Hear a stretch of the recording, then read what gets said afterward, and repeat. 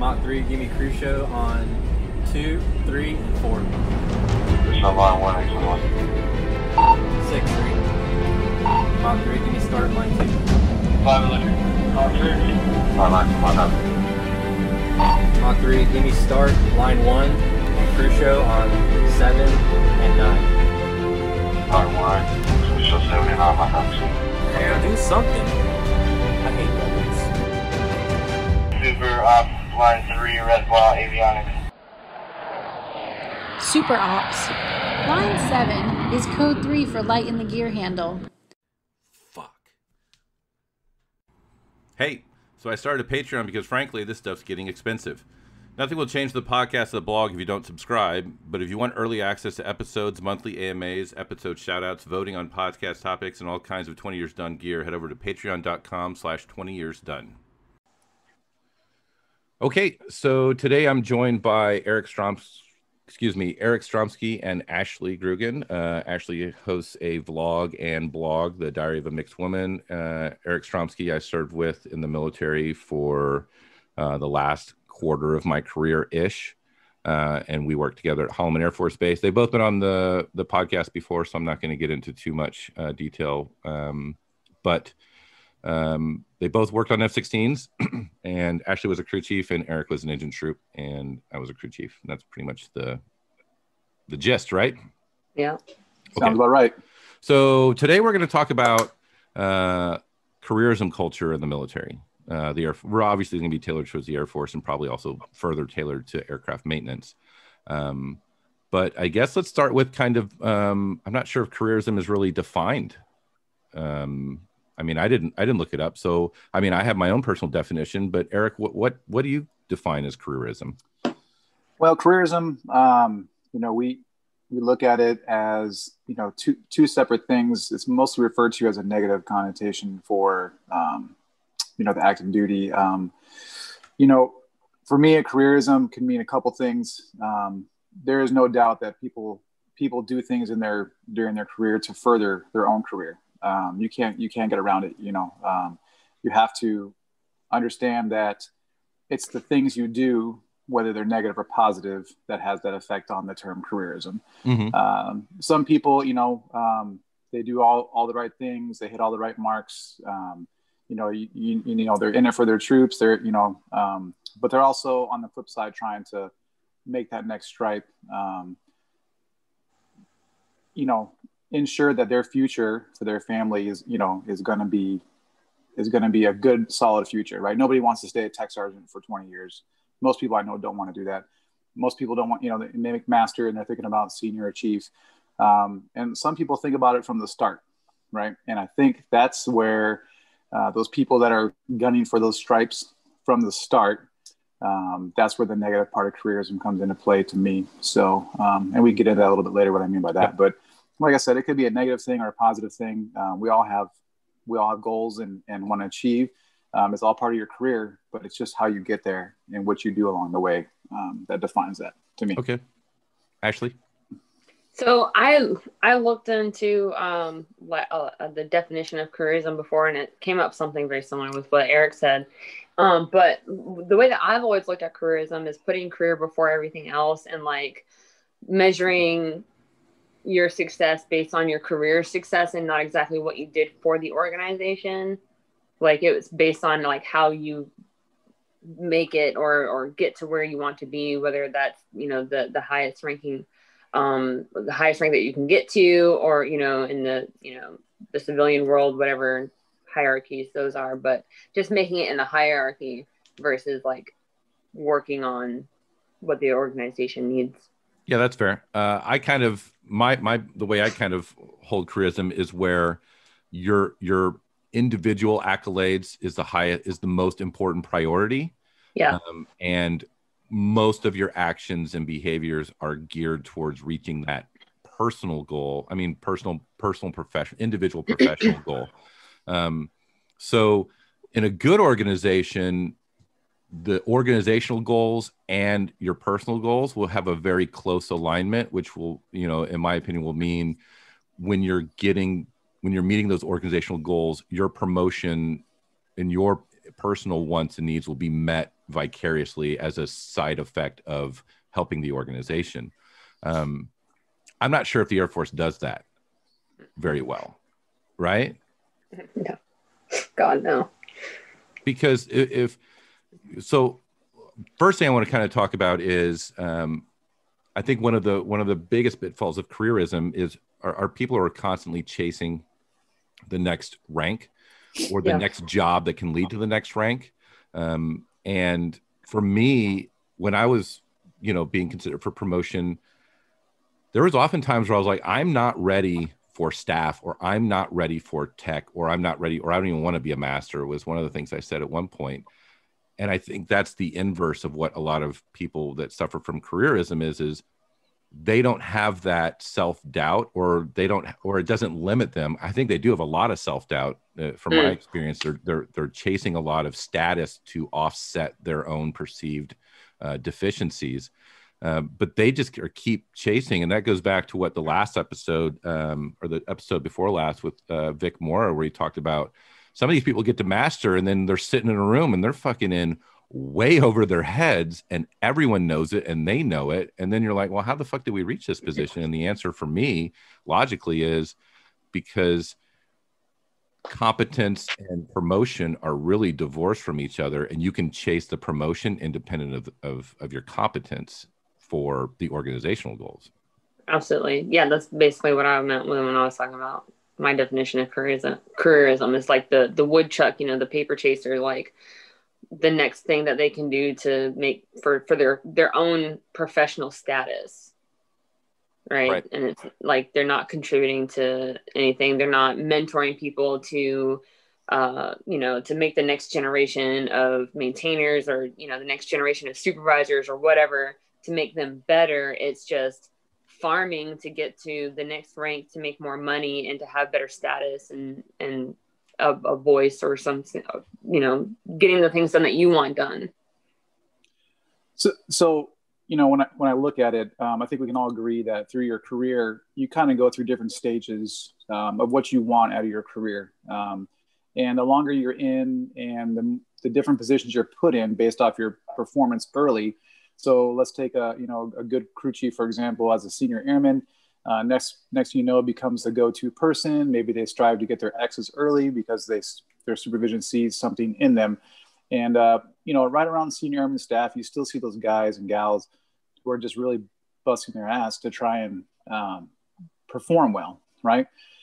I think it's around tech, and when you get moved into the expediter roles and you're told that you're being groomed for a super role, I think that's kind of where sometimes these careerism starts taking place within, in your own mind. I know for me, it rotated, right? I was in the military for a different reason when I joined. I re-enlisted for a different reason than I joined altogether. And then my second and third enlistments were based off situations and personal things, like family and you're right, chasing that dollar. I mean, everybody wants to make more money. There's no doubt at it. Chris, you brought up a point where you said you felt that you weren't ready for the next position or assignment or stripe or whatever the case may be. For me, technically, I never really felt that I wasn't ready for that next stripe technically.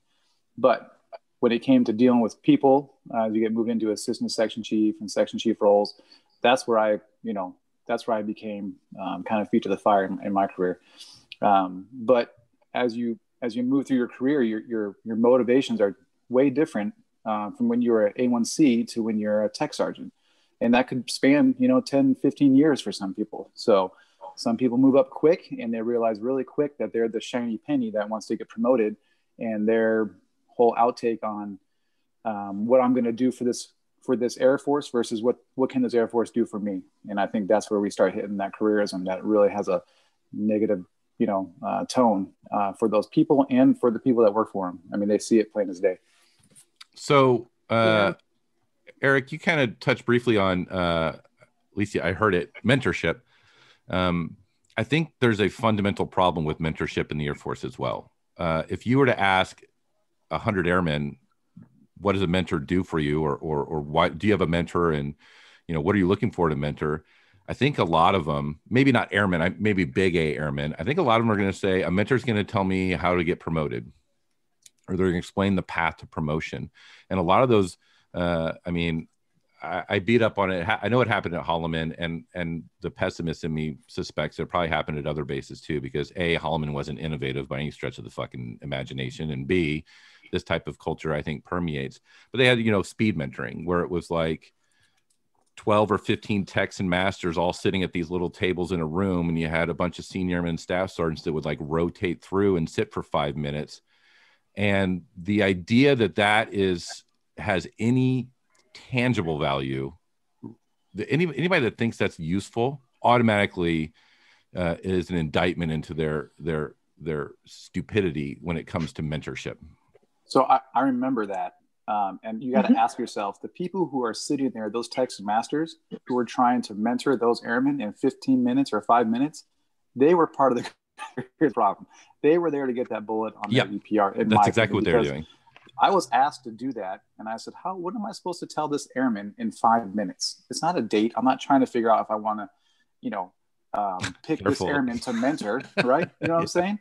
Yeah. I'm not trying to pick this airman to mentor. The airman picks their mentor. You don't really pick your airman, right? And you know, we all have had those people where we credit. Okay, you learn something from everyone, right? In my opinion, something not to do, something to do, how to act, how not to act. So everyone's a mentor in some kind of way, whether they know it or not. But the true mentors, the people you look back on, Chris, you have that chief that, you know, you swear up and down and you often refer to him, and it had a huge impact on your career. Ashley, I'm sure you had someone. I had a guy named Dan Lucero. He was a staff sergeant when I was an airman.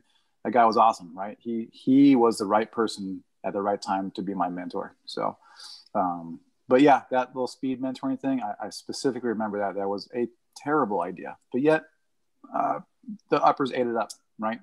Seniors, chiefs, for promotion boards and packages for your wards, they ate it up.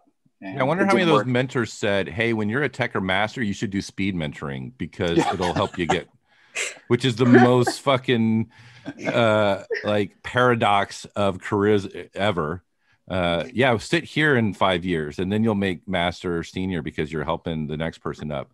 But I think it really belies a serious problem where people believe that mentorship is just a advice on how to get promoted, because somehow promotion is seen as the more valuable thing, when really, you know, how are mentors formed? It's a very organic sort of experience and process. And it usually begins with a respect for their competence and then a value alignment. Like I've known some really competent people that were shady as fuck. And though they're not going to be my mentor because I don't want to emulate that behavior.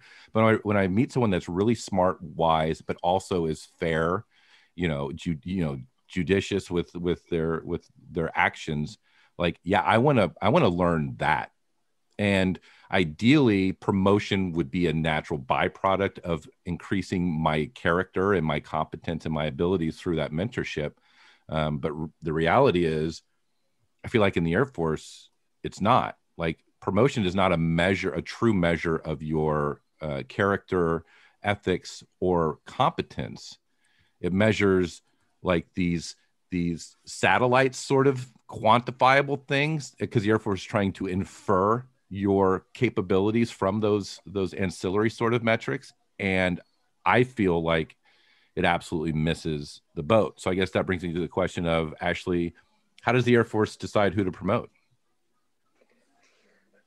Why is that me? Derek was talking until his eyes. You're up. Okay, so a lot of the stuff that I heard is like I'm just nodding my head listening to you guys because like, man, this is exactly like all the shit that I feel is accurate. And that's why you're here. That's why we invited you. So I don't know. I don't know how to say that. Basically, it's about looking good on paper. Okay. And what does that mean? You know what I mean? Like exactly what you said, like being able to quantify certain things. And, I knew some guys that put themselves in for volunteer awards every quarter because no one else did it. And they would get this award every quarter or whatever the fuck, and they use that kind of stuff for their EPRs and all these little itty bitty things that they did outside of the unit, but nothing that they did for the unit that made the unit better. it was just like, oh, they, the shiny penny thing, like they did all these things. They're, really hard go-getters. They're after shit, but they're not doing anything for the squadron. And I don't think that they think about the fact that they're not doing something for the squadron. They're like, oh, this guy just looks really good.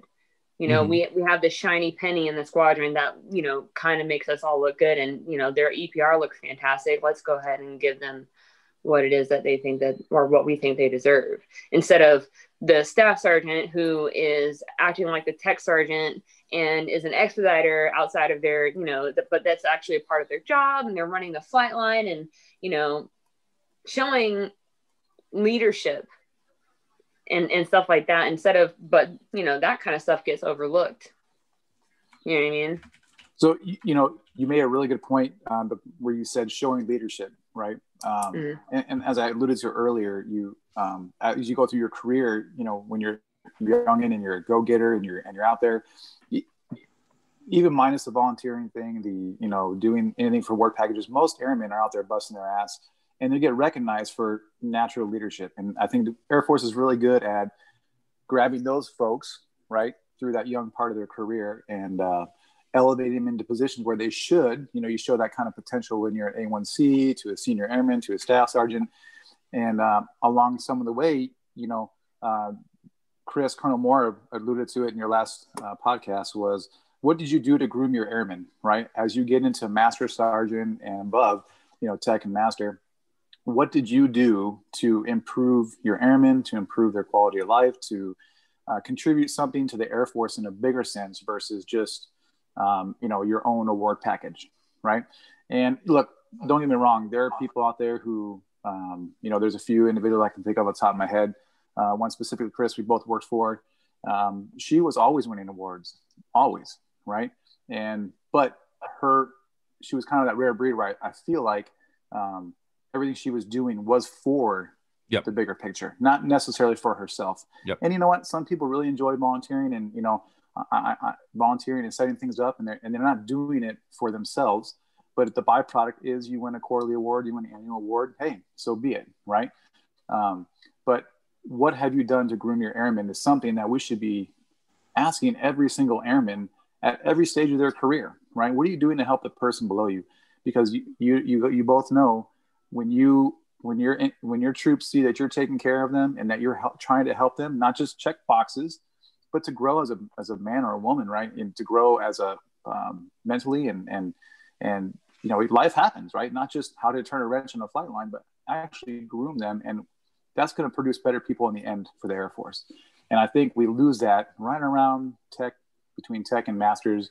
I know that we can talk about how the promotions, how early people are getting promoted has a big effect.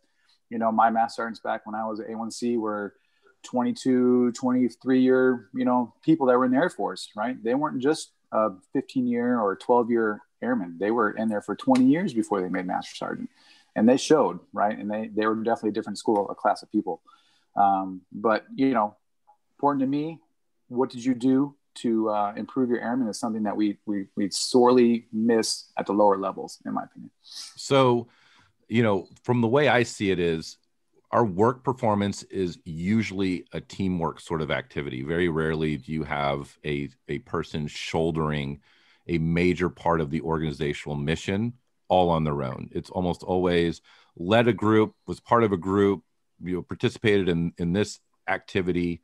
We're talking like, modifications, depot maintenance, upgrades. I look at all the metrics on maintenance EPRs. It's all unit level metrics. And as I alluded to, I can't remember, maybe it was the one I did with you, Eric, like it's kind of stupid that crew chiefs are touting like the repeat recur rate and 8-hour fixed rate when 80 to 90% of the discrepancies that come down are avionics or E&E related type of deal. But really what that belies is the work competence and performance is very often homogenized between the entirety of the unit, where it's hard to tell on paper or at the squadron level who was the person that really was outperforming the other people. Because there's people at work, like we've had conversations, Eric, where like that guy is single-handedly carrying fucking swing shift right now. Like that's the guy. everything that we do every single day, all the stories we put up in the morning, is because that guy is super versatile, knowledgeable, and he's a leader. He rallies the airmen around him. Like he walks on water. He can get anything done. But when it comes time for EPR time, he has the same quantification as the guy that maybe isn't the worst, but he's also not the best. And he's that mediocre guy on paper looks exactly the same as your badass, which means your discriminator for deciding who is ready for promotion is no longer the primary, is no longer work performance. It then shifts to volunteerism and self-improvement, right? Yeah. And me and Ashley kind of already like deconstructed why volunteerism is an absolute farce. And then the self-improvement piece, that's where we basically extort more personal time out of people to make them reach their goals. But Eric, you wanted to say something? So do you think the Air Force kind of recognized the fact that we have two types of people in the military? We have the people who are checking boxes, CCAS, going to school, volunteering, right? And maybe not doing their job 100%. So we made a new award for those people that were just doing maintenance, right? The Maintenance Professional Award, right? That award wasn't a thing when I was an airman. It came along. I can't remember when it came along, but I know for sure when I was an airman, it wasn't a thing. So now you have the Airman of the Quarter Award, and then you have the Maintenance Professional of the Quarter. And we did have the Maintenance Professional Banquet, which was supposed to be 100% based off your performance as a maintainer and have nothing to do with your CCAF and all that crap. But what bullets ended up bleeding onto those packages, right? You would see some self-improvement. Here's a question for you. How many times did you have an absolute badass that failed a PT test or had an alcohol-related incident that was now barred from being even considered for the Maintenance Professional of the Quarter or the year? Oh, it's automatically stricken out. Which immediately begs the question of, okay, are we measuring their ability to perform maintenance? Yes, there were some issues here, but that is not under consideration here. We're asking who is the baddest of the bad when it comes to getting jets fixed. And if this is the guy, yeah, he might be barred from getting the NCO of the quarter or NCO of the year because he has some of these off-duty incidents or whatever. But the problem is that non-maintenance visibility, what you talked about, the self-improvement might be, oh, well, he went to an FTD class on, like when I went to an FTD class on the hydrazine tank maintenance, which was, totally outside of my career field. That's where that stuff kind of creeps in. Right. But you don't necessarily get to choose your self-improvement for maintenance. That's true. Right. You get scheduled for a class, maybe maybe you get put on a red ball team or a tiger team to do something, who knows the reason, but most of the time people don't get to choose how they improve through their professionalism through maintenance, but you get to choose for your college, your volunteering, you definitely get to choose that.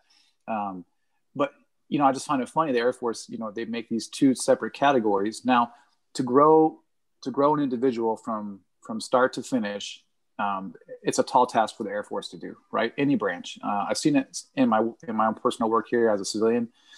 We in the Air Force afford a lot of opportunities for people to grow in a lot of ways. I think they do a great job with that. They've even talked to some other guys that there's a lot of Navy people up here. So I talk to them about, we have conversations daily. It's quite different, right? The Air Force does an excellent job, in my opinion, after what I've seen civilian wise and what I've seen and heard through the Navy. It does a great job. Now, somewhere along the line in maintenance, it gets really muddled on how we're trying to grow these people and the careerism. It seems like the only way that you can get promoted to the next stripe, to the next line, is to follow that careerism line, where you're only doing things to improve your own career path. I don't know how many times I volunteered, and I hated it. I hate volunteering, right? If it's not something I'm passionate about, right? I'm not going to go do a Habitat for Humanity. I don't want to build a house, right? But I'm forced to do it because I need a bullet for my freaking package or for my EPR to get promoted to the next stripe. It doesn't make sense to me that we force people to do that kind of stuff to make that, but we kind of do it to ourselves, right? We kind of make them feel like they have to do all these certain things to check these boxes, and you don't even feel good when you do it. I remember getting my stupid professional manager certificate. I'm like, what the hell is this thing? It means nothing, right? But yet I checked the box, right? And on paper, like Ashley said, hey, look, on paper, this guy looks great. But it didn't fulfill me internally, I didn't get any satisfaction out of getting that stupid box check. It didn't mean nothing to me. Even the CCF, I was a little proud to get my degree finally, but I was more excited to get my bachelor's that the Air Force was going to pay for that I could use on the outside. Had nothing to do with how to improve the Air Force. It had to do with me after the Air Force. Yeah.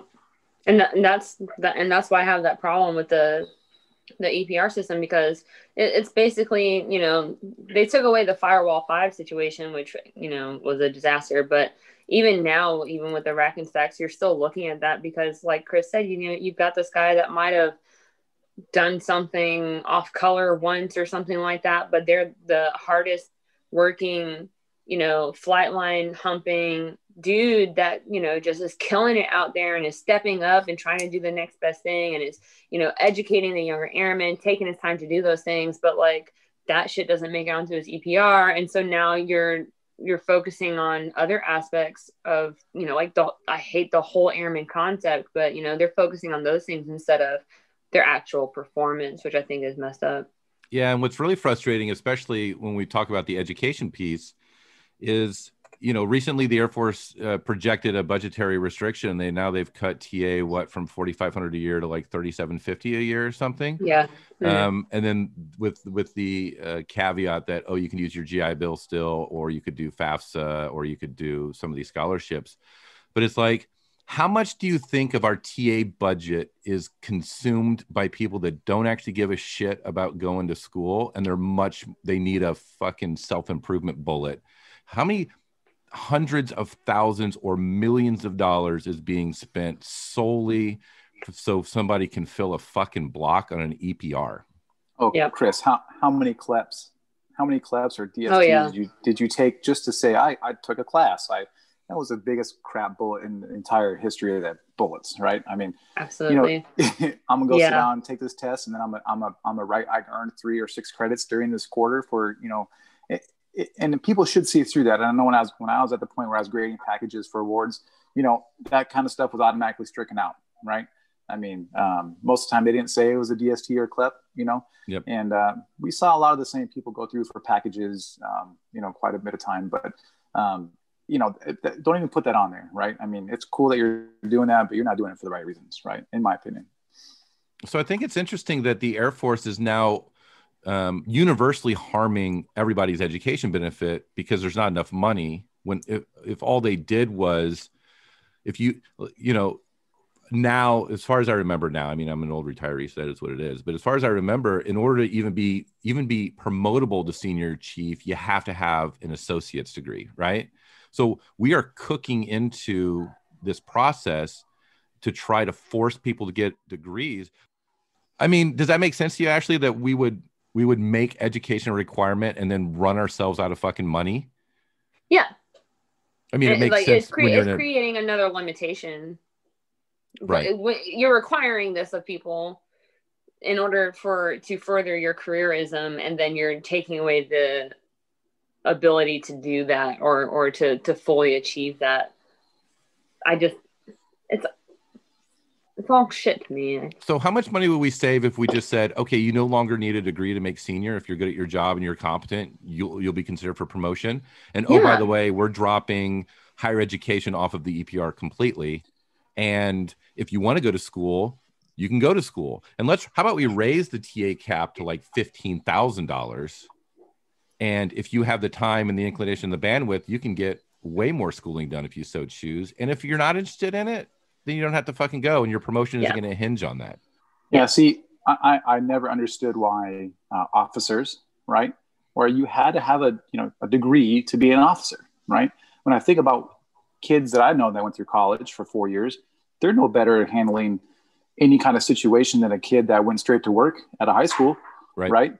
Now granted you have, ROTC and programs like that to help groom you and stuff, but hey, you should go to OTS. And, if you're that kind of caliber person to go to OTS and you come on the back end, what does it matter if you have a degree or not? I don't know. Having that degree, that CCF never made sense to me, where what did it really do to help you through your career, right? You take a bunch of canned courses, you actually spend more time wasted on I know people that would sit there at work and go to school to fill that block for their CCF. What are you doing to help the Air Force at that point? Nothing. What did I get out of my CCAF that helped me Nothing. be a better pro super, helped me be a better section chief, helped me be a better person. Especially since the majority of what you had to do for your CCF was general ed. It's like Yeah. math, English, speech. Like I did a speech Humanities. club. I was sitting in a room talking into a tape recorder. I'm like, this is the dumbest shit I've ever done. So like your CCF is like 62, 64 credits or whatever it is, but most of it comes from tech school, especially for a maintainer. So you're literally just jumping through these general ed hoops, and that helps you zero as a leader. And that's what that's how we decide who needs to go from master to senior, who can take an English class. Think about the stuff the other courses we assigned, not just CCF. What was that? Joint Senior PME? Joint Enlisted PME, right. Yeah. Now I can say this guy's name because he's no longer in, but me and Jim Brown, right? As we sat there taking that test together, right? We were at Holloman waiting for we were trying to get it in before the power went out because it reset your test, right? Right. What do we get out of it? Nothing, right? We hurried through the course to take the test to fill this block. And look, I'll admit, at a later part of my career, the careerism crept in for me a little bit too, as well, where I'm trying to fill these blocks. I was put into a few positions where, they were promotable positions, right? Now, little did I know that I'd run into Chief Big Dick there and kind of just smash all those dreams and hopes. But I felt by doing this and making the next level, I can make a difference, right? And that was my motivation, not just to get promoted to senior chief, but quickly I realized that was not going to happen, right? And so I was like, all right, well, this is it. There's no point in trying to keep pursuing this path. Maybe there's a different way. And towards the end, last couple of years there, my difference I made was basically how I treated the airmen below me, and how I felt, how we groomed some of those QA talks. I think were really great for some of those guys, and maybe now stuff like this is helping out someone somewhere would be wonderful. But, it crept in on me. I was put into a position and I was trying to check those boxes with the hopes and aspirations that maybe I'll make that next stripe and maybe I'll be able to do something different, because we saw it growing up. Hey, like I said, you learn something bad and you learn something from everyone. Hey, I'm definitely not going to be like this chief. I know not to do that. Right. And he mentored me even without him knowing it, that, hey, I'm never going to be like you. I'm going to be more like this guy over here or this gal.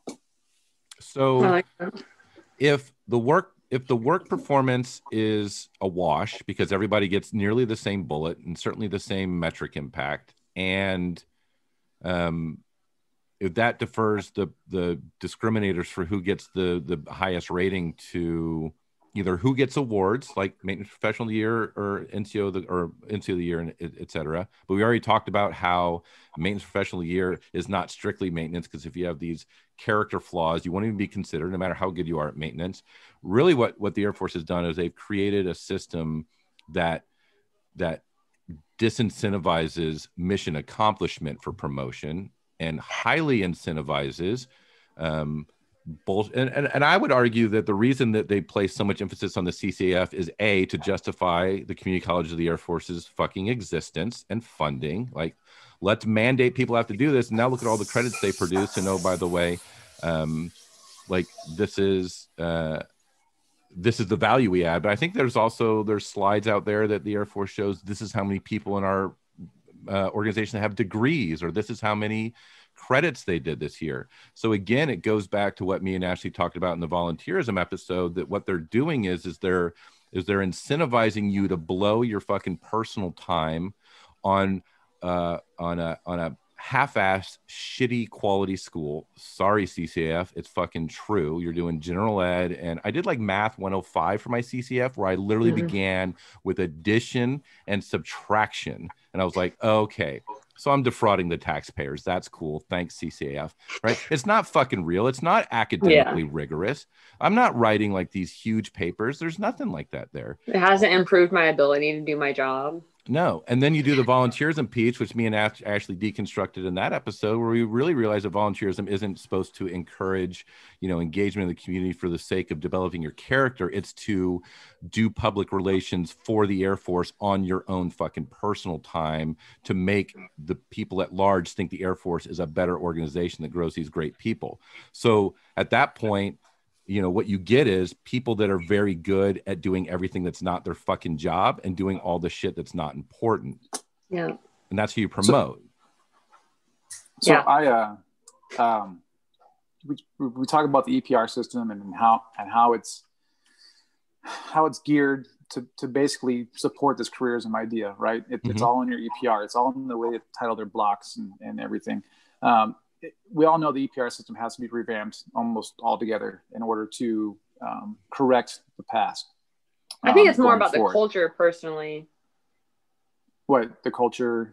Like, if we took the time to actually make EPRs about the individual and their actual performance, and we're able to show how they're different from each other. Like, if we took the time and really put who this person is as a maintainer on their record, then we could actually find a way to, just figure out who's better for this tribe, who's gonna, do they have the experience? Are they willing to be a mentor? Do they have the leadership capabilities?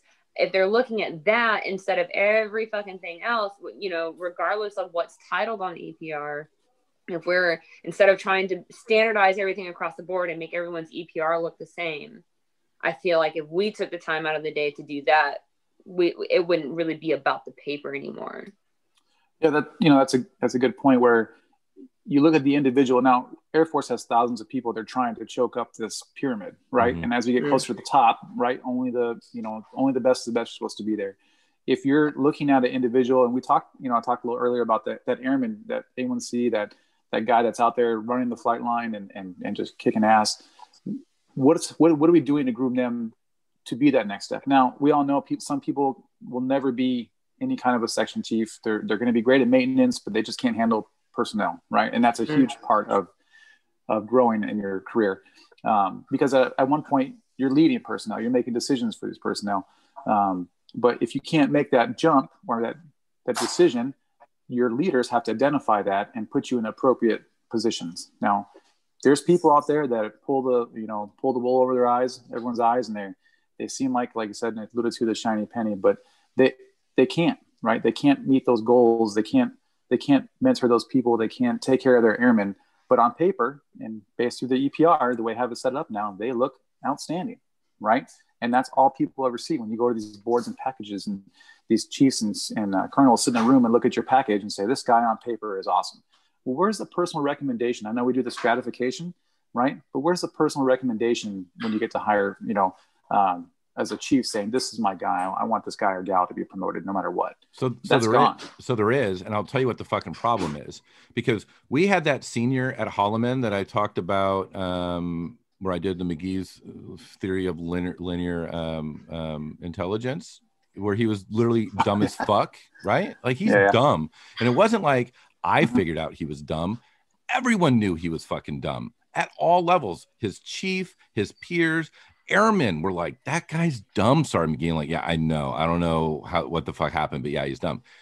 And you know what? There's a real fucking problem in the Air Force, at least in the units I've been in, where I want to get my guy promoted because he's my guy, and it makes me look like a good chief when I get my people promoted. They don't look at it as I'm tainting the collective gene pool of the Air Force when I promote people like this to distribute their stupid DNA to other fucking units. They don't view it that way. They view it as, this is my guy. I know what his problems are. I'm going to develop him, even though they don't.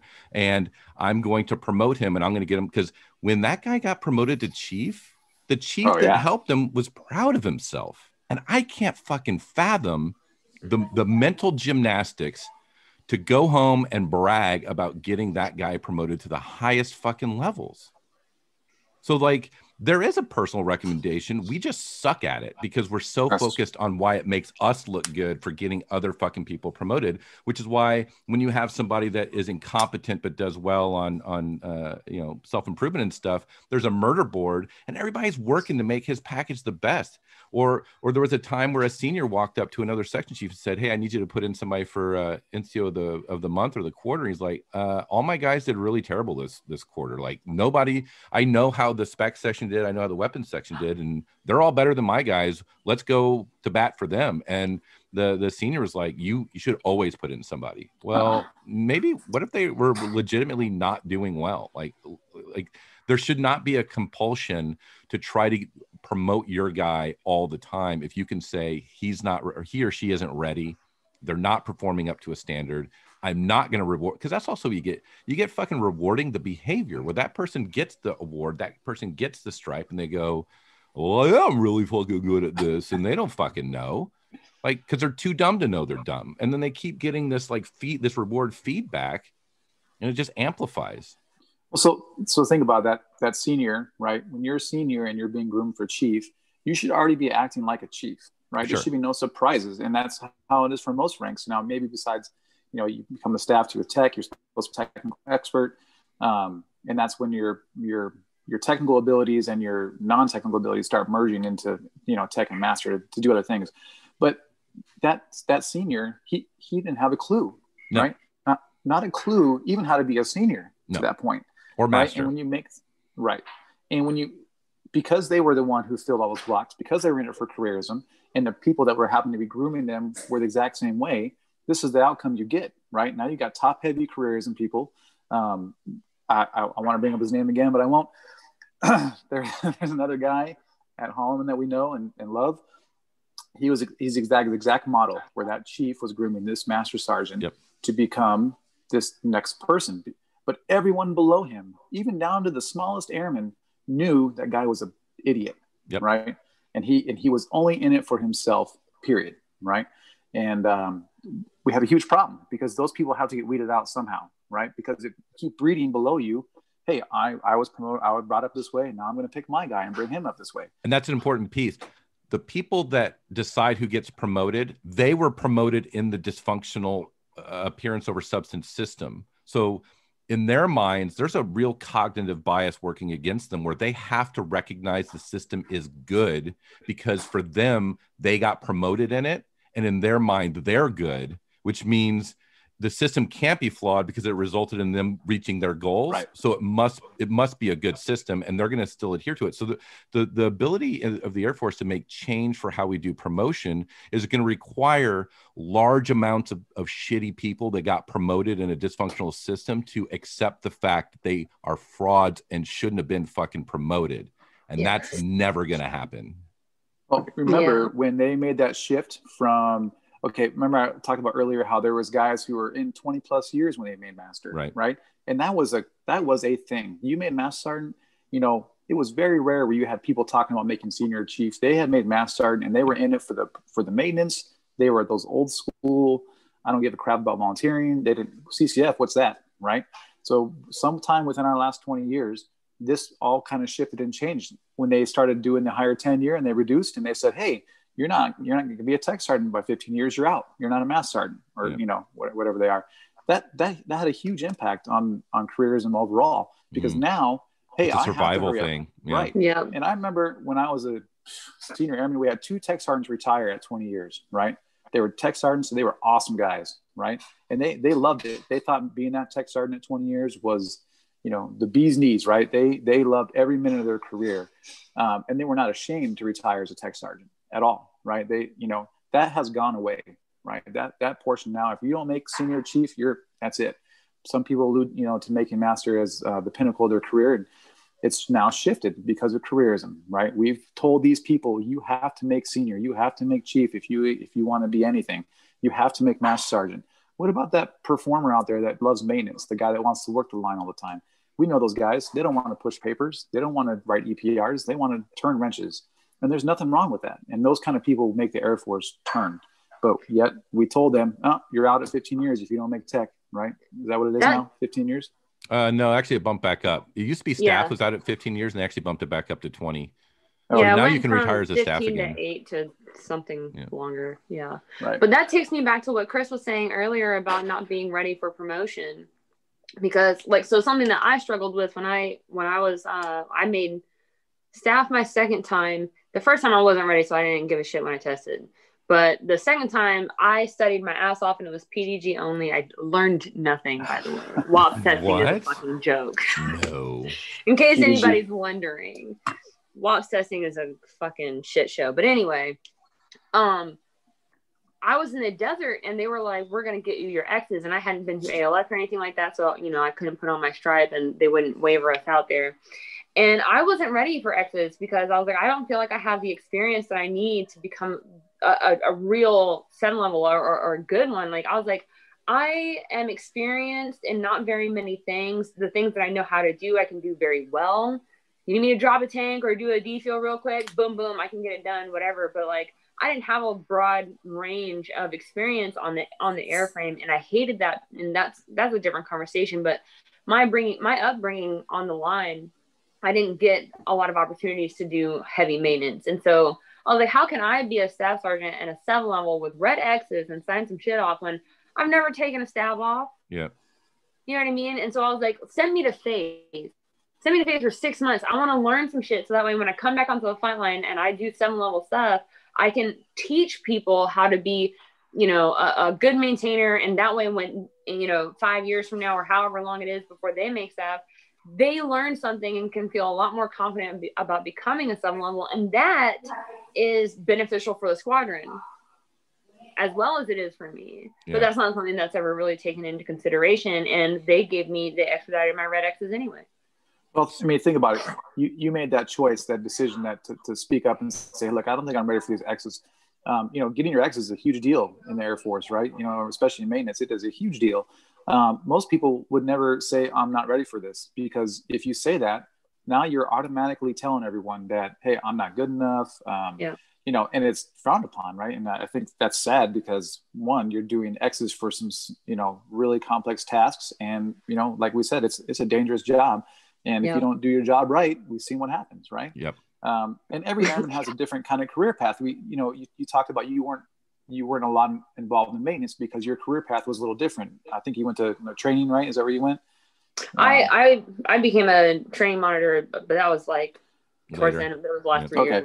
Yeah. Right. Yeah. But think about those guys that are on the line for a few years and then they get moved to, they get orders to be an instructor or something, right? And then they're an instructor and they kind of get stuck in that loop.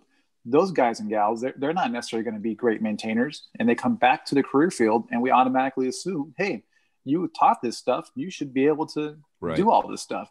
And their career path for getting promoted was a little different than the guys and gals in the lines, right? But once again, it's all the same when it comes to the careerism idea where, hey, I have to get my CCF, I have to volunteer, I have to, do this and do that. Got to win awards, right? To get promoted. Regardless if you get your X's or not, right? X's aren't your thing, right? Everybody gets their X's eventually, but it's just at what stage are you ready for them? Yeah.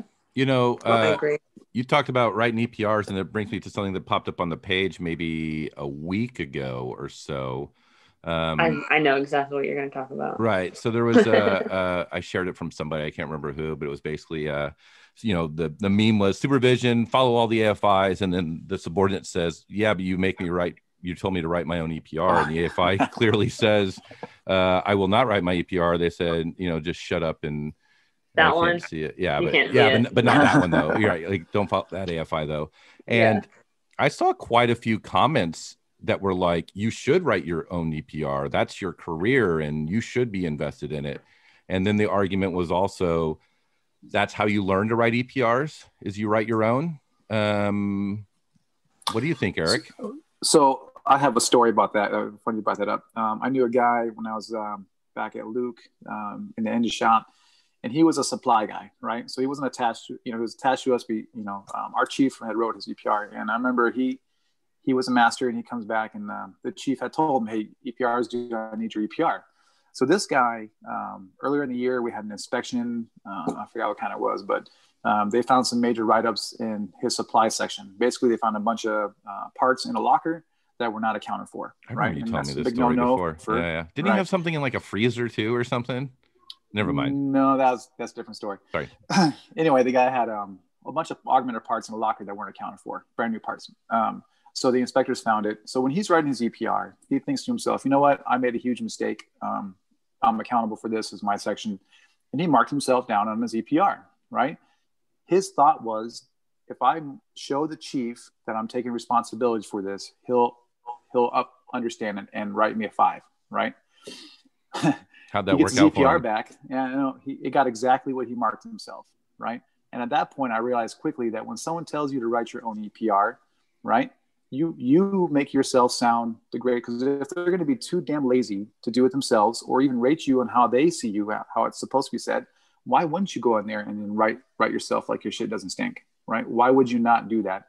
Because in the end, he didn't even look at that EPR, right? He thought, oh, it's a mass start EPR. Yep. He didn't even look at it. So what's the point, right?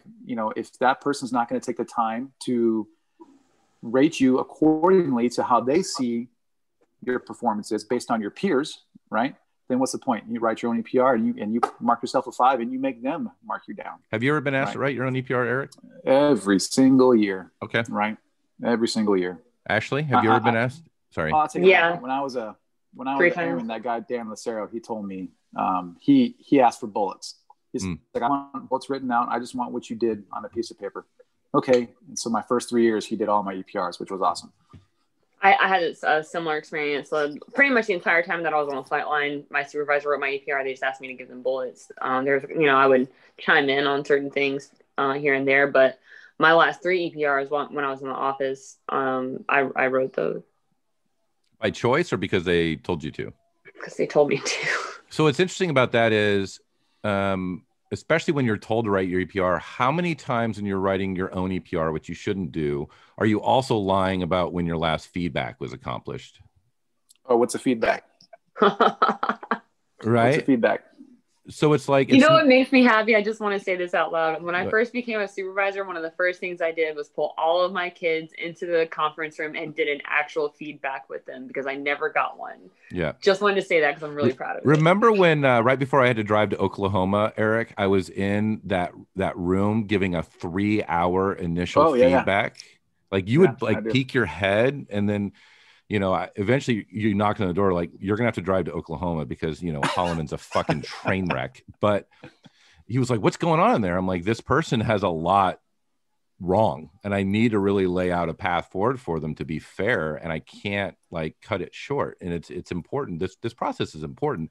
So it's almost like it's a 1-2 punch of, hey, we're going to make you write your EPR. And we're going to fly it under the flag of we're developing your writing skills in some way, which is horseshit. And then the second piece is, oh, I need you to also sign off that you got a feedback. So we're going to collude to lie. And don't worry, everybody does it. So you're really framing the feedback in 2 separate sort of views. First, you're framing it as it's a lie because the rating is a lie. Some of the bullets are a lie. They're like, I didn't participate in those engine installs or removals or whatever. The stats might be very, very cavalierly cherry picked and or manipulated.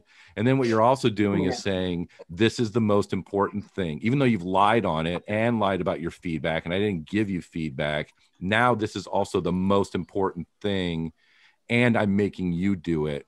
So it's almost like I'm forcing you to lie for yourself, and I'm selling it as this is the right way to build your career. So it's no wonder we have issues with integrity rife throughout the Air Force and certainly rife throughout maintenance because promotion is literally constructed on a fucking foundation of lies, all of it, right? Well, think of this too. Your feedback. So when you're a staff sergeant, right? And you're in the line and they give you 6 airmen to write EPRs on, right? When do you'd be doing feedbacks constantly? You would be writing, right? I mean, when they changed the EPRs where they're all due at once, I think that was a huge mistake, a huge freaking mistake. Absolutely. I mean, it was unbelievable because what ends up happening is Airman 1 EPR gets written by the staff sergeant, right? And then next thing you know, Airman 1 gets paid attention to. And then next thing you know, Airman 2, a little less, Airman 3. And now Airman 6, his EPR is exactly the same as Airman 3, 4, and 5. It's right? All the bullets from the other ones except for self-improvement volunteer, which goes back to those are the only things that decide who gets promoted. Sorry. Right. And it's not fair to that staff sergeant to say, we levied so much responsibility. Like you have to give 6 feedbacks to these airmen, right? You have to write 6 EPRs. So, you're doing all this. And then, oh, by the way, you also need to take care of your own career, right? Now, this kind of goes back to what Colonel Morris said. What did you do to groom your airmen? If I'm that staff sergeant at this point, I'm doing everything I can to make sure these guys are getting their feedbacks. And if a supervisor says, hey, you need to be out there in the engine pool. Sorry, I got to take care of these guys. This is what I have to do in order. And people don't recognize that. They don't understand that. So you blow it off, right? And we've all done it. I've done it. You just blow it off, right? The only feedbacks I really gave, and this is sad, but if you were a piece of crap, I would give you a feedback to make sure to document you were a piece of crap. So that way you could write the bad EPR and you needed that backup. When I gave them that LOC, when I gave them that LOR, when I wrote them a 3 EPR or referral EPR, I had all that documentation, right? The good people, which is totally backwards. I mean, I didn't ever, because, they're good. They know what they're doing. They understand that I appreciate them, and, I'll throw them a bone and give them an award. I'll throw them for an award or something, so they understand. But it was totally fucked up. That's all that lack of mentorship right there, because and how many supervisors are on the same shift as their troops? Oh yeah. You know what I mean? So how can I really write a performance report on 6 different kids, and they're not, 2 of them are on swings, 3 of them are on mids, and the other 2 are on shift with me. So like, how am I supposed to be able to actually write a performance report based on your performance if I'm not even around you to see that? Maybe that's why they tell you. Maybe that's why they tell the airmen to write their own. Right. I mean, that's possible. Yeah. They tell you, like, you are supposed to talk to the people on shift, right? The staff sergeants on shift, right? Well, how often are you going to do that? What's really important is we have to be more engaged with them throughout the year, right? Now, yes. You can't, it's impossible to get all your troops on the same shifts most of the time, right? Just the way it is. So you have to talk with them, get engaged with them. The feedback doesn't have to be a formal sit down. I'm going to write this out. You're going to sign it. It's just, how's it going? How's your training going? Checking that kind of stuff on them, and just having normal everyday conversations with your troops, right? So yeah, you got to stick around maybe an hour after your shift to talk to these guys on the swing shift, or maybe you come in an hour early to talk to the guys on mid shift, right? Yeah, that's what supervisors have to do, right? And that's, I 100% agree, and that's exactly what I did with the feedback situation. But I still, even if I talk to another 7 level on a different shift, right? And I'm like, hey, how's this kid doing? And they hate this kid's guts. What am I going to get? A bunch of bullshit. And I'm not actually learning anything about their performance. I'm just learning about their attitude or their behaviors or whatever it is that this 7 level doesn't like about this kid. You know what I mean? Or whoever, you know what I mean? Like, and groupthink is strong in maintenance. So if the leader of the pack in the bread truck hates this kid, then everybody else in the bread truck hates this kid. So that's what I have a problem with. I can't mentor these kids. I can't be there to help them and grow them and give them the things that they need to be successful in their career without having to focus on, just promotion. I can't help them if I'm not around them to do that. And it's almost like, I wonder how much of that environment feeds the bias that the feedback isn't necessary and you aren't equipped to write the EPR anyway. And then plus you have the competing interests like Eric talked about of, I need to go out and stuff this motor, or I need to go out and get this flight control rigging done. I don't have time to do all this stuff. And it doesn't matter anyway, because what I say as a supervisor isn't going to really be considered. The commander and the chief already know who they like. This CPR is going to be a wash of all the other promotes that are in the unit that all share the same bullets. And, I couldn't do a feedback. I think Eric's right. I think we don't develop our supervisors because we don't give them the time or, as using Eric's favorite word, the bandwidth necessary to, to get it done. There's a certain amount of synergy that's maybe not happening. Oh my God. No, just kidding. But like when you have competing interests between making the flying schedule and doing an EPR and a feedback that all of your peers lie on bullshit or don't complete anyway, you've created a culture where that entire evaluation system is now a farce where the chief has the person they want and they push opportunities towards that person to consolidate that person getting promoted. And what it tells the field is you need to get on the chief's radar, you need to get on supervision's radar, which means you need to do all the extra stuff. And you have to get into the good boys club. And you do. It's so backwards because we talk about, careerism being twofold, right? Most of the time it's negative, but think about if you're that staff sergeant that does take the time to mentor your airmen below you, right? And what's supposed to happen when those supervisors write that staff sergeant's EPR, they're supposed to go talk to his airmen, right? That chief is supposed to go, if you're a master sergeant and that chief's writing your EPR, he should be talking to the people in your section. Hey, what do you think of Chris as a leader? What do you think Chris is a section chief? And maintainers are brutally honest, right? Whether you're a chief or not, most of the time. And they'll let them know, hey, Chris is a bag of crap. He never does anything. It's not fair that we don't allow that to happen anymore, right? And you choose careerism, and if you're that staff sergeant that can balance the growth of your airmen, right, it's not recognized as much as that staff sergeant that. And look, we all know the maintenance crap in the Air Force. We all know that, especially in maintenance, and you've alluded to in previous podcasts about, the detriment to the Air Force on, the massive cutbacks we've had. That all wraps up into this, right? That you don't have time to do this. You don't have time to do things correctly. But yet we tell you in the AFI you have to do it, and we choose to ignore it, right? And what's really frustrating is as we have that reduction in manpower, which also goes with a reduction in experience, it's even more critical that we develop the people we have, because they're going to be moving up in these supervisory roles. Like if we're only going to have, 85% of what we need, it needs to be a really fucking good 85% to like make this shit work. And unfortunately what we're doing is we're shrinking down, and we're the first thing we're chucking in the dumpster is actual development, actual mentorship. And instead we're doing the path of least resistance and incentivizing careerism, where it's only focusing on the shit that doesn't actually matter and doesn't lead to better outcomes in leadership qualities and the development of the force as a whole. So it's like we're in a we've been in a death spiral in the Air Force, both in our fleet health and our personnel. And I always say it in amount and experience, but it's also really in professional development. Like we are in a huge death spiral that is, from what I can tell, is just completely fucking unaddressed at all levels. And I hate to be the doom and gloom guy every fucking podcast, but it's like this is not sustainable. I have to agree though, because you're inundating all these people with a bunch of shit that doesn't matter, instead of actually giving them the time, the resources to be able to take care of the things that do, which is putting jets in the air and taking care of the people that are putting the jets into the air. Yeah. So I think finding the balance is something the Air Force struggles to do. Like I told, based off what I've heard from other services and the training we get in the Air Force, the ALSs, the senior NCO academies, any kind of extracurricular training we get, it is value added, right? Another term there is value added sometimes if it's done the right way and at the right time. The Air Force does a good job of trying to grow and mentor some of these younger airmen, but they don't follow it all the way through, right? If you're going to go to the NCO Academy and you're going to show these people how to be a good leader, and they get back to the unit and you don't give them time to develop that skill, what's the point of going? Right? You have to give them time to do it. You have to give them the right tools to do it.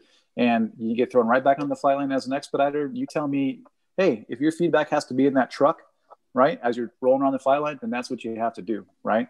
But we all know that it's a farce. It doesn't happen. You don't get time to grow your airmen below you, and you definitely don't get time sometimes to work on your own. I was going to say to even learn the skill of becoming a leader, because it is, it's not given, that's not something that everyone is born with naturally. And so you come out of ALS or whatever PME that you've got, and you don't have the time or the opportunity to develop that new skill that you've just learned, and you're just thrown to the wolves, which I think is kind of messed up, because you even have a little bit of leeway when it comes to learning your job, right? And being a supervisor is part of your job, but you come out of tech school and they don't expect you to know every single thing there is to know about the aircraft. As soon as they do expect you to know certain things, like launch and recover or whatever the fuck, but they give you that time, like, okay, we're going to give you blocks, the TBA, the dates, the projected dates, like let's try and get this finished in the next, let's get these 5 tasks done in the next month or whatever. And there's progression for that. And they don't do that with supervisors. It's you graduate from ALS and now you somehow have been able to retain every bit of information from the last 6 weeks. And now you have to go back to running aircraft. And oh, by the way, you've got 6 kids. Right. Yeah. Right. Hey, by the way, you're right at ALS. Here's 6 airmen. Good luck. Right. Yeah. You should know it. But right, there's no time to grow that portion of your professional growth, which is a huge portion of it, because, like I said, you start making tech and master, and you're making that jump into taking care of people more than taking care of maintenance. Right. And, some people have better, are just naturally better at it, and some are not. Right. Yeah. And, Chris, like you said, sometimes we make horror. We fall into that. I'm going to grind these people to the ground because it's going to make me look better. Right. I'm going to push, and not grow these airmen and not I mean, forget the fact. Let's talk about their personal life and what's going on there. You know, it's for my career. I'm going to do this for my career. Hey, they're going to see that my section's on fire. We're kicking ass. I'm a good mass sergeant because that's happening. Well, at what cost? I think it really comes back to the fact that the Air Force is poor and doesn't fucking know it. Like, that's the reality. Like, you know, I grew up poor. I have the unique ability to recognize between a want and a need. Like, a cell phone is a want, cable television is a want. You know, we're talking about food, housing, electricity, you know, utilities. Those are all the needs. So reality is, like we talked about, if you're poor in iron, like your fleet's getting old, you're trying to replenish, you got old jets and you don't have enough parts because you've canceled contracts, you cut a bunch of people, and now you're trying to regrow people. So, you know, there's an experience deficit. And then what we talked about just now, we're talking about leadership development. Like, those are fucking needs. Those are all the things that are going to lead to putting jets in the air and projecting, you know, the military might, either in defense of the nation or defense of another nation. That is the job. If you strip it down to just what you need to fucking function. But the problem is, somebody or everybody keeps lying to Air Force leadership, DoD leadership, Congress, and everybody else. They're intentionally or unintentionally, I don't fucking know, misrepresenting the condition of the force. It could be because they don't want to admit how terrible it is, because maybe then China and Russia will perk up. I don't know, but somebody needs to fucking figure out that we're poor. And that means you start looking at what is really, truly necessary. Because, you know, I advocated during the piece I did on Mattis, you know, back in October of 2018, that if you're trying to reach an 80% fighter readiness mandate, you need to turn off a fuckload of fucking things, period. Yeah, I said, you either need to pause PT or waiver people. And, you know, I'm sure when people read it, they were like, this guy's out of his fucking mind. We're not going to pause the PT program. I'd like to point out, we paused the fucking PT program for like going on 7 or 8 months now, and nobody fucking died. Like, it's a thing that can happen. We need to pause PME, waiver people in PME, because when I was a senior airman, I went to ALS, I gleaned nearly nothing out of it in order for me to be a supervisor on the flight line. Because the way they taught me to write bullets didn't apply. The way they taught me to counsel people didn't fucking apply. And when I came back and I tried to employ those techniques, everybody looked at me like I was an idiot and said, hey, this place didn't fucking change in the last 4 weeks. We're not doing it the ALS way because this is fighter maintenance, and that just doesn't fucking fly here. Like, we need to turn off education as a promotion gateway. We need to remove volunteerism from the fucking EPR period, because we don't need to spend people's personal resources going out into the community and making the Air Force look good. Like, this is literally buying bougie shit on a fucking 25% interest rate credit card on the for the force. We're poor, and we're too stupid to know we're fucking poor. It's the only place where a volunteer bullet gets praised for volunteering, right? Yeah. And when you get out in the real world, people don't volunteer to get praised for volunteering, right? They do it because it's in their heart, because they believe in what they're doing. They want to help people out, right? And I've seen it, right? It's awesome. But in the Air Force, you get praised for volunteering, which like I told you, I hated doing that. I hated going out and doing things I had to do, but you got praised for it. So it made it feel okay. But you didn't get that same self-worth out of it. There's a lot of stuff the Air Force can cut out altogether, right? Volunteerism, CCF, gone, right? You don't need a degree anymore, right? Now, you can still offer the opportunity to get your degree, which is, hey, people, I really think everyone should get their degree in some aspect, but it's sort of something that's for them that they're going to want to do. You know, and the EPR system, that just breeds careerism, right? The whole way it's written, and so many things can just go right now. In order to help, you have to take things away in order to fix what you have, right? You strip it down all the way back down to the bare bones. The same thing they do in basic training, right? They're supposed to strip you all the way down to nothing and then kind of build you back up. That's how we start out our career. I think there needs to be a fundamental shift in how anything that we're asking our people to do, the immediate prism it needs to be viewed through is, how does that contribute to flying sorties, developing our people professionally, or developing our people in experience, period. I want to say something about the PT thing, because, you know, the UFPM I got to. I 100% believe that a balance with physical, you know, the 4 pillars of resiliency, you know, I was really big into that and stuff. It's important, yes, but but when it gets to the point where there's pressure about getting that done, when you're stressing people out, like you need to do this, you need to do this, you need to do this, and then oh yeah, by the way, you have to do your job. Oh, by the way, you have to do training. Oh, by the way, you have to, you know what I mean? When it gets to the point where you are cutting up a person into so many different little pieces and tying it to a string and spreading it as thin as you possibly can, there's no benefit to that. Now, there is benefit to doing physical activity, obviously, but when it gets to the point where that is now another thing that they're stressed about, that's not beneficial. The work-life balance, when it comes to all this stuff, and you now have to do all this shit in your free time to include those EPRs because you've got 6 kids all of a sudden fresh out of ALS, and they grouped all of the EPRs due at the same time. All airmen are due at the same time. All, E5s, they're all due at the same time. And so now what's going to happen? And you end up having to bring your laptop home from work, which, by the way, I do believe that they brought out the laptops into, the offices and stuff like that so that you could, because now you can get VPN and actually do work from home on a government computer.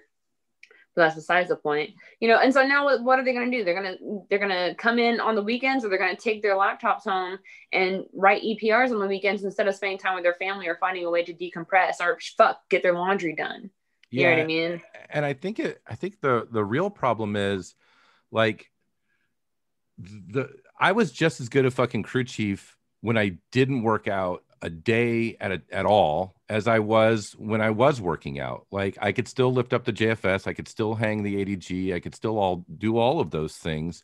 Like, it wasn't super difficult. I mean, yeah, it was easier when I was stronger, but the reality is, I disagree with Eric. I don't think they did it because people were having heart attacks when they got out. I think they did it because the war on terror started and all the other fucking service branches were like combat fighters. And I think we were running into an issue of a lot of Air Force guys were doing either like convoy duty and stuff like that. And there was a small population that was engaging in kinetic activity. And I think that they wanted to have this whole warrior mindset when the reality is the Air Force, it is not a warrior culture. It's not cooked into us. We are technical experts at our job, and there's a very small portion of us that are the warriors. And the reality is those warriors, most of them are sitting at 20,000 feet dropping laser guided bombs on bad people. Those are the fucking warriors. Like, yeah, we have some special ops and we have some, and I'm certainly not discounting them. We have combat controllers and TAC-P. Those guys are fucking absolute badasses. And you know what? They're embedded with the warriors, and they have PT 100% a part of their fucking culture because they recognize their performance in their job is dependent on their physical attributes and abilities. And I think it was a bunch of generals sitting around, and I think the Army and the Marines were like, Air Force is chair force, they're fat as fuck and they're lazy and they're worthless. And I think there was some ego bruising, and whoever that chief of staff of the Air Force, whoever it was, said, well, we're going to fucking adapt and we're warriors too. And then we tried to build this really dumb warrior culture. Like, I'm going to spill the beans here, and we'll know if any public affairs listen to this. I'm in the Air Force public affairs Facebook group. Like, they don't know that I'm not public affairs. Right. But sometimes I screen capture the dumb shit and I post it on other places. But like the other day, like it was some brigadier general or something for the Air Force PA. They opened with PA warriors. And it's like, are you fucking kidding me? Like, PA warriors? Do we have dental warriors? Do we have fucking finance warriors? Like, come on. Like, that is so embarrassing. And anybody that kind of accepts that, like, I am a fucking warrior, like, you are high as fuck. That's not a thing. Like, it goes into the whole, and I'm eventually going to hold a podcast to talk about non-art culture too, but now it's not the time.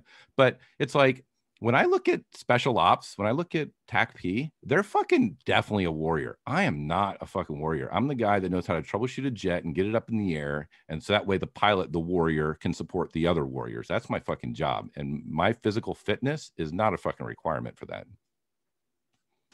Yeah, I mean, the term warrior is loosely used in a lot of areas. You hear it on professional athletes, and oh, this guy's a warrior. Like, yeah, I beg to differ. But yeah, the PT thing. Everything we can do. I'm sure it's got its benefits at some point, but for a maintainer, you just don't see it. You just don't see this guy went out and ran 6 laps on the track this morning and it made him better at his job turning wrenches.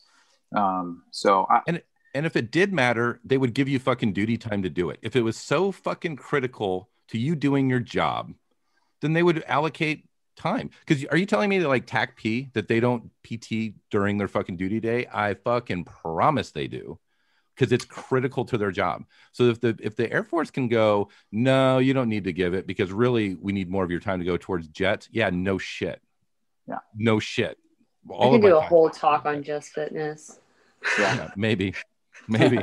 I hate it because even as a UFPM, like, it's so hard being a maintainer and a UFPM and telling people like, make sure you do all these push-ups because the Air Force needs you to be, physically fit. And I'm like, even I know that I can push a dash 60 uphill without having done all those push-ups. You know what I mean? Like, now it's not.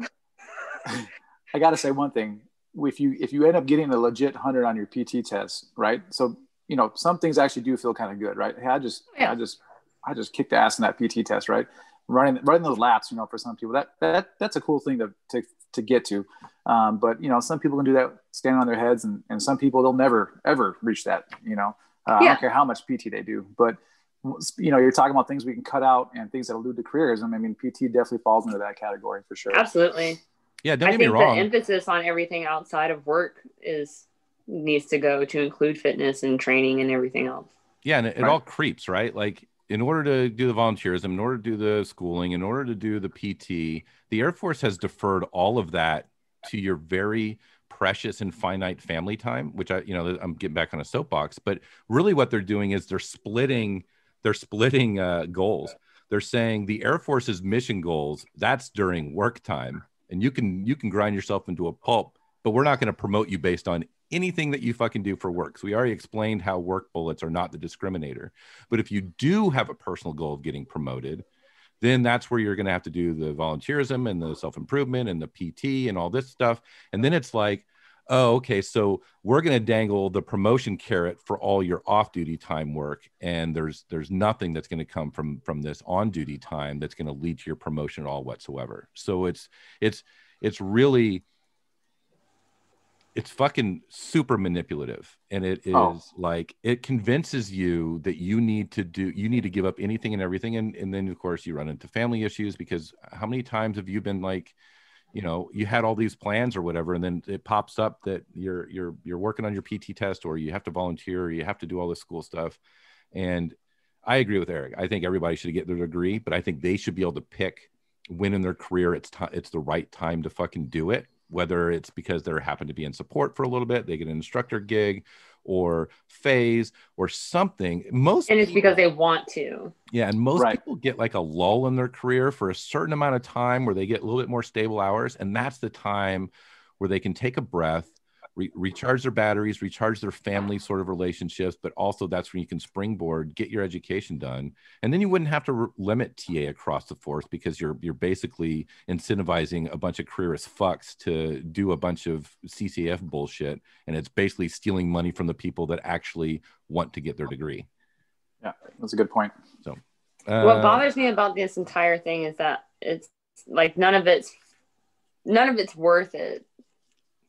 You know what I mean? Like all the shit that they make you do, like, and the emphasis that they put on, the volunteerism, the EPRs, the working yourself to death, and becoming a careerist, and getting the education done, and grooming for promotion and all that shit. And then you get out in the military, and it's like, what did it do for you?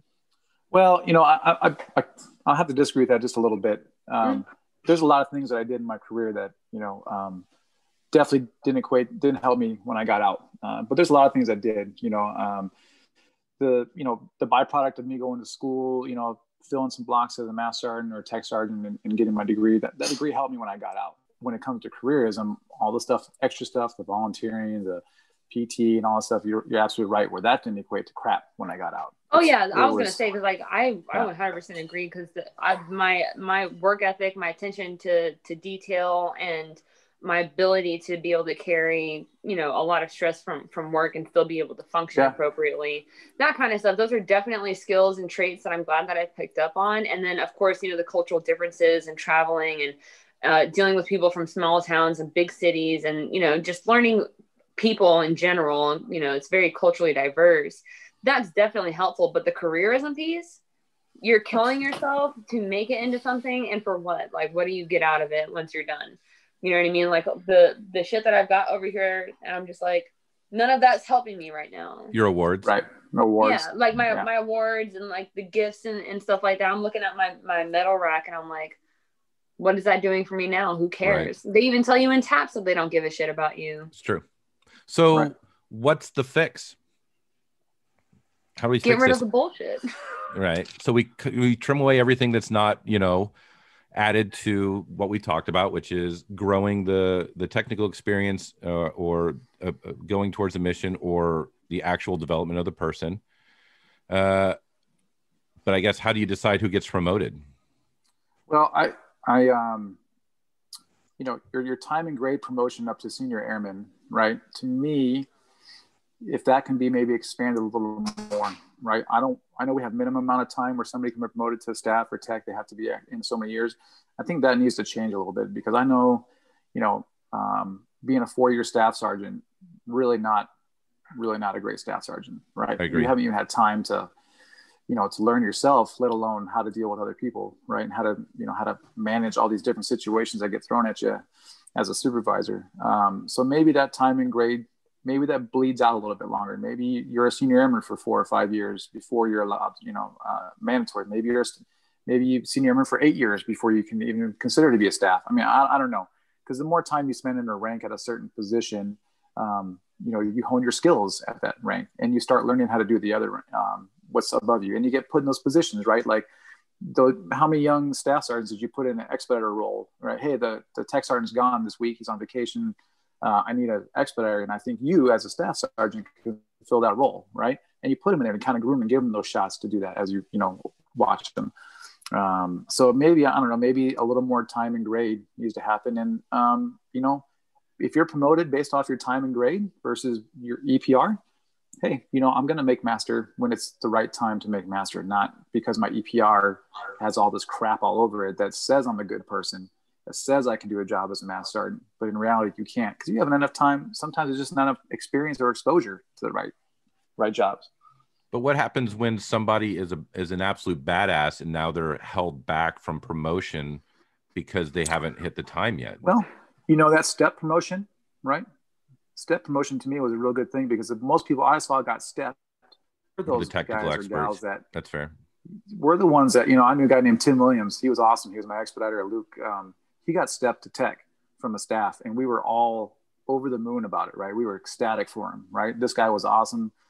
He was avionics troop, and he really deserved that tech sergeant slot. And he kicked ass as a tech too.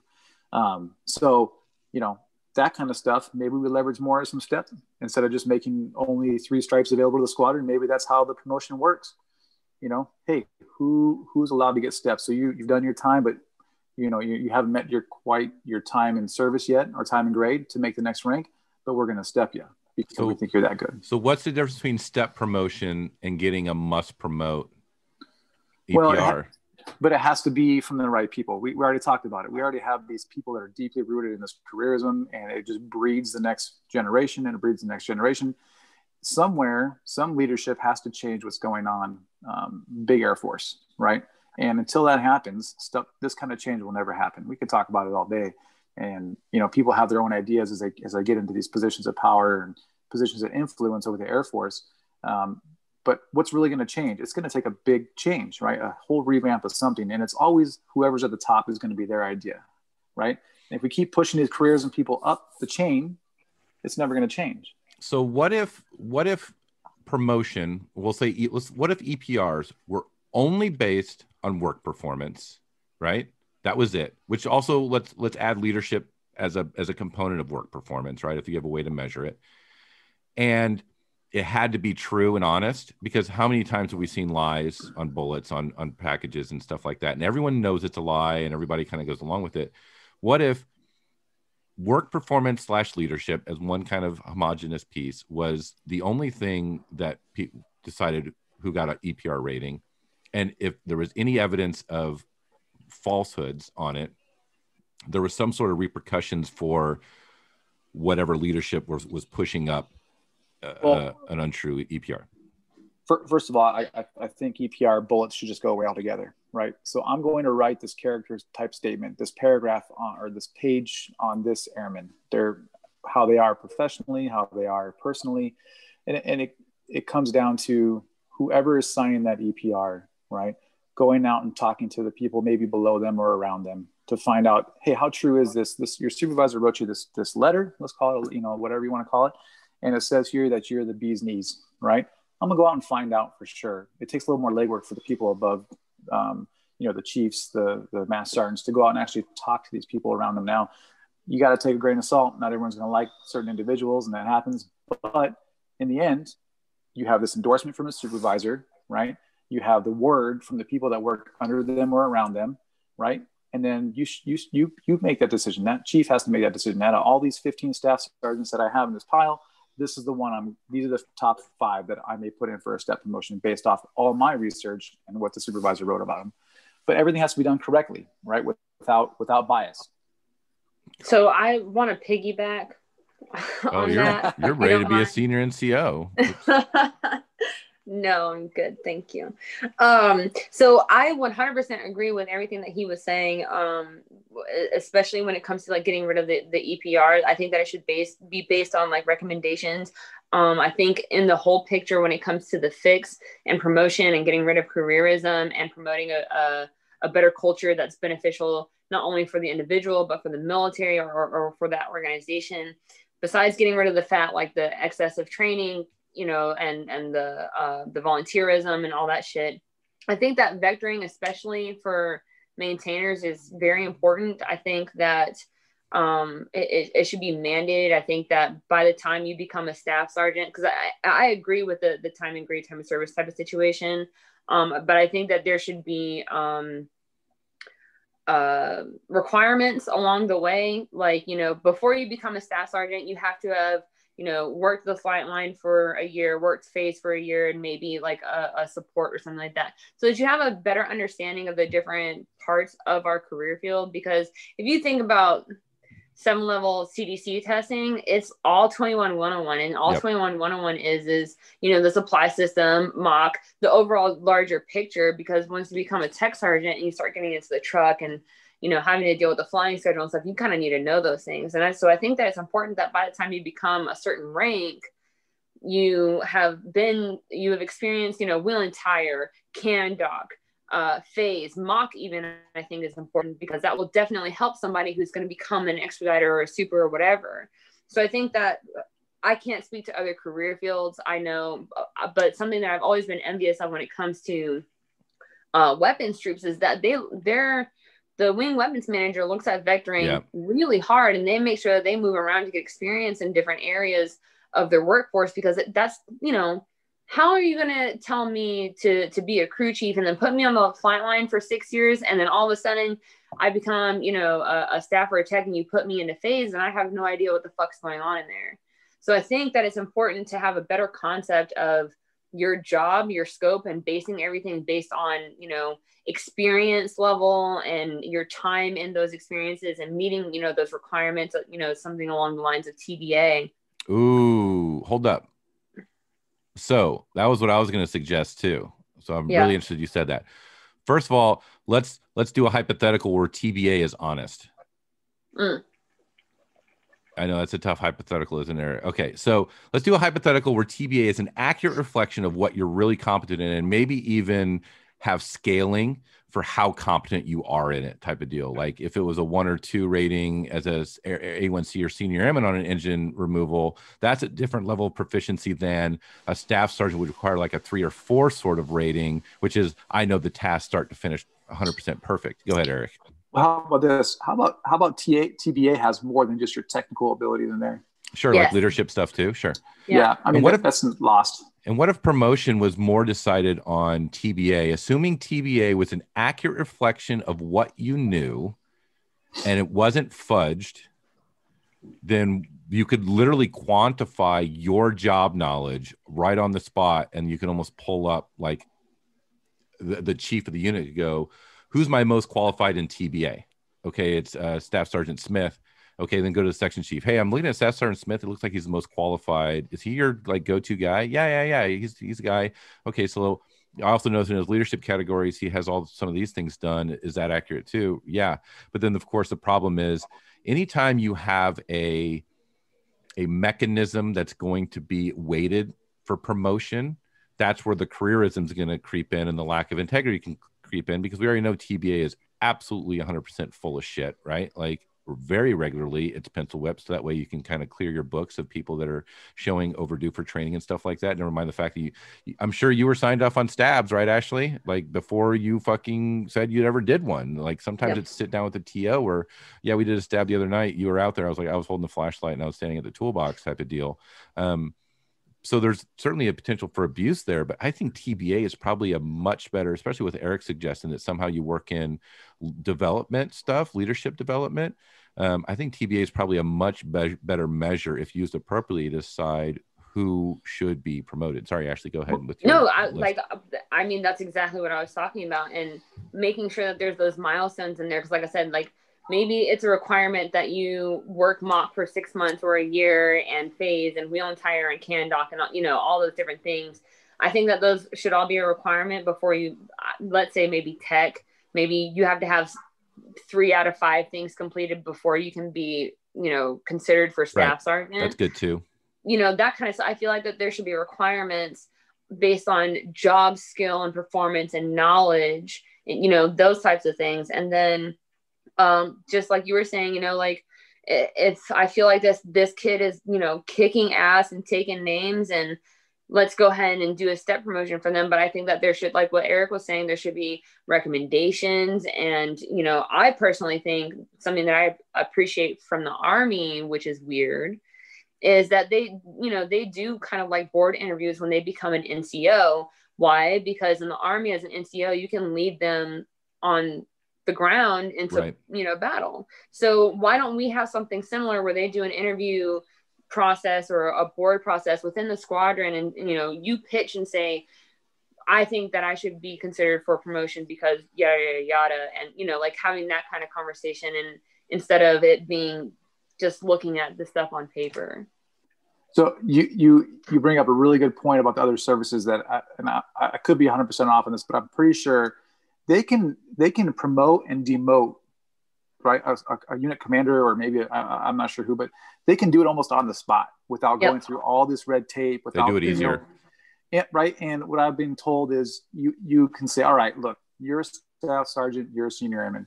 This staff sergeant is not acting like staff sergeant. He's not performing to his capabilities. So now this senior airman I'm going to give your stripe to that senior airman. Yes. Imagine if your chief, now granted, favoritism becomes part of a thing, and you know, any system you put in place to promote, it works if people follow and do what they're supposed to do, right? The EPR system, I'm sure, was great when it first came out, maybe if everyone did exactly what they were supposed to do, but you know, through thousands of people and leadership changes and everything, it's going to get muddled, and it becomes whoever their opinion at the top has become the view that they want. But imagine if your chief can walk out on that line and say, hey, tech sergeant, you're being a bag of shit. I'm pulling your stripe and I'm giving it to staff sergeant. So tomorrow you have a new stripe in uniform. Holy cow, would that really, really change the way people look at getting promoted? You know, I used to keep uniforms with prior stripes on it because I assumed I would get demoted at some point. So I would hedge my bets and I would keep old uniforms. So that just goes to show my level of confidence. That's a lot of confidence. Yeah. Like I'm telling you, when I retired, I still had senior airman stripes and shit. So I want to say that I know more people do that than I realized, because I did the same thing. I always kept one down. Yep. And you know, just like one shirt or something, just in case. And then I met Pedro, and he does the same thing. And then I met a bunch of other people that do that too. I mean, it would have been awkward to have, as a master in like 2017, I got busted down to senior airman, and I show up wearing BDUs with senior airman stripes on it because that's what I had. But I thought maybe these will come back with it. Okay, so I guess it's getting close time to wrap up. Any final thoughts before we go? Ashley, you want to go first? Any final thoughts? Careerism is bullshit. I feel like something that we were kind of talking about before, and how it makes people feel trapped because if you're not doing certain things that, you feel like you're not accepted, or you feel like you're not on track because of what careerism tells you to do. And I think that's messed up. And then I have so many other things to say about entrapment, but I just wish that people would start looking at this as an opportunity to develop yourself in whatever way that is, and whether that's as a leader or as a young airman, or a young airman who wants to become a leader. Instead of focusing so much on making the next rank, focusing on what we can do to start making changes in the Air Force that are beneficial for all peoples. You know what I mean? It's just, it doesn't make any sense to continue to kill yourself and kill yourself and kill yourself. And then you retire after 20 years, and then you have like these things that you put up on the wall. And it's like, what did I really do anything meaningful with my life? Did I make anything better for anybody else? As a supervisor, did I train someone that's eventually going to take my place and do better than I did? I think that the careerism is detrimental to the military as a whole. I'll get off the soapbox. So, the word careerism, like we said, it's so negative. When you choose to make a career out of something, it shouldn't be negative, right? If you choose the Air Force as a career, which, obviously me and Chris did for the last 20 years, if you walk the straight path that your career is your career, but you can't step on people to get to where you're going. You can't try and make that next stripe at the expense of the people that are underneath you or work around you. To me, it's really important that people realize that you have to lift up the people beneath you and around you, and you'll get recognized for it. Now, we alluded to there's key leadership that will never see it that way. But at the end of the night, when you go home and you're doing everything you can to support your troops, your coworkers, even your leadership, if you believe in them, it will get recognized. And you know what? You may never maybe you don't make chief because you don't play that game with careerism, but your career, at the end of your career, and me and Chris has been there, if I can look back and say, hey, you know what? I did everything I could at certain points to ensure the health and the future of the Air Force, and something you left behind, because we obviously love the Air Force. I don't know why we would keep doing podcasts like this if we didn't believe that, the Air Force has a ton to offer people. And I would never talk anyone out of joining the Air Force. But like you said, can you do something to make the Air Force better overall? And it could be a very small thing. It could be a huge thing. But if you go down the path of, I want to do class to make the next stripe, I want to volunteer to make the next stripe, I want to do this. If you have that mindset, it's gonna trash you. It's gonna trash your reputation. It's not gonna get you where you want to be, and you'll never be satisfied. Right? That's the trick. I'm satisfied when I come in and I say, hey, we got a job done, and these people, they respect you and they work for you and they want to help you out. That makes me satisfied, right? And like I said, I fell into that trap a little bit for a while with the careerism, checking those boxes and thinking I was promotable, but in the end, it's not about my career. It's about the people below me, right? And if the Air Force knows what they're doing, they're going to start recognizing those kind of people. Colonel Mora, like I said, what did you do to groom your airmen, right? That's a huge part of your job through the Air Force. And I would applaud anyone and promote anyone that had that kind of aspect and view on how I can make their lives better and do this for the Air Force overall. I would add that the Air Force as a whole really needs to come to terms with the fact that they place emphasis and priority on things that don't matter. And that is causing a lot of issues with the development of the force, with promoting the wrong people. It has to go back to the basics of, we promote based on the things that matter, not the extra stuff. And I think when this new EPR came about, it was supposed to be something to the effect of, only when there's a tie in work performance between Staff Sergeant Smith and Staff Sergeant Jones do you then look at the self-improvement and the volunteerism. And that doesn't happen, because you have to recognize that people for the last 30 years have been solely focused on the self-improvement and volunteerism as the discriminators for promotion, and they can't break those habits. So what I would say is, if there's anybody listening, with any amount of control over the EPRs in your unit, like, you can affect change at your level. You can decide what matters for promotion to you. If you're a chief or an OIC or a commander, you can set the tone for what you decide. And if everybody, the biggest problem is nobody sees the aggregate of all these little micro cuts to ethics and the right way to do things. And it's justified because I want to get my guy promoted. So I need to mirror what other people are doing to game the system and get their people ahead. And then you get the temperature increases for unethical behavior. When the reality is, I mean, we saw it at Holloman. The MXS was going to do their EPR ratings. Like the first time we had like the forced ratings, they were going to do it, 3s and 4s on the front were marked appropriately, and they were going to figure out the back ratings. And then they found out that AMXS was marking all of their must promotes and promote nows or whatever all the way to the right. So then they went back to their supervisor and said, okay, well, in order for us to argue for these, you need to move everything up. So like in the first iteration, one unit's fucked up process already influenced another unit's fucked up process, which is really unfortunate because I think the MXS was doing it the right way, where the front ratings are totally divorced from the commander's recommendation for promotion, and it immediately got fucking bastardized. And I would like to think that the rest of the Air Force didn't follow suit and bastardize it. But if I understand how things work in the Air Force, I'm pretty sure that you can't be marked down on the front and get a must promote by the commander. Like, that doesn't fucking work. So we already fucked it all up.